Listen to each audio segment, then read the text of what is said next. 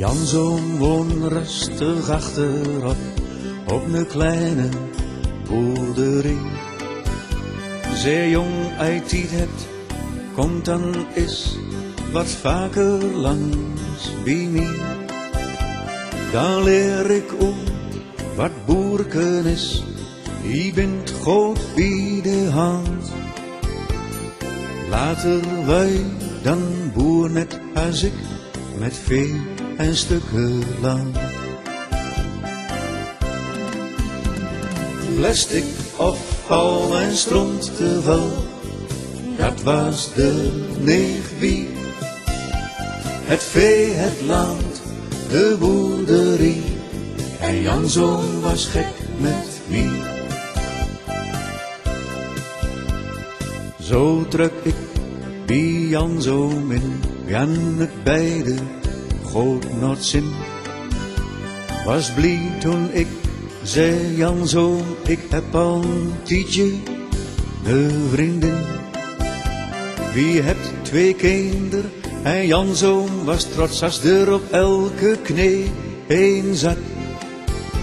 Gelukkig leeft, tevreden sterven, wie hebt het goed met mekaar gehad. Plastic afval en stront te val, dat was de neefbier. Het vee, het land, de boerderij, en Janzoon was gek met mij.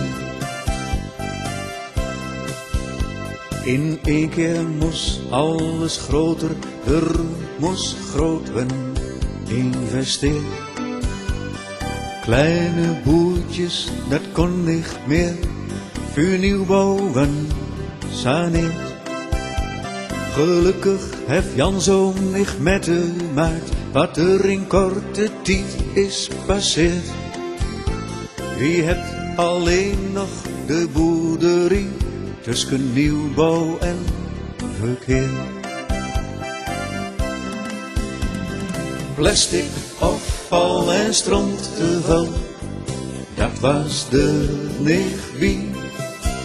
Het vee, het land, de boerderij, en Janzoon was gek met mij. De tijd zal het leren wat het beste is, maar 1 ding wordt nog kwijt. De luie wind niet rustig meer, loopt zichzelf haast voorbij. Denk niet meer aan waarom al hier wint en waarom al dood, al dood. Brengt zoveel moois uit het evenwicht en zegt te laat, het was niet goed. Plastic afval en stront te val, dat was de neefbier. Het vee, het land, de boerderij, en Janzoon was gek met mij. Plastic afval en stront te val, dat was de neefbier. Het vee, het land, de boerderij, en Janzoon was gek met mij. En Janzoon was gek met mij.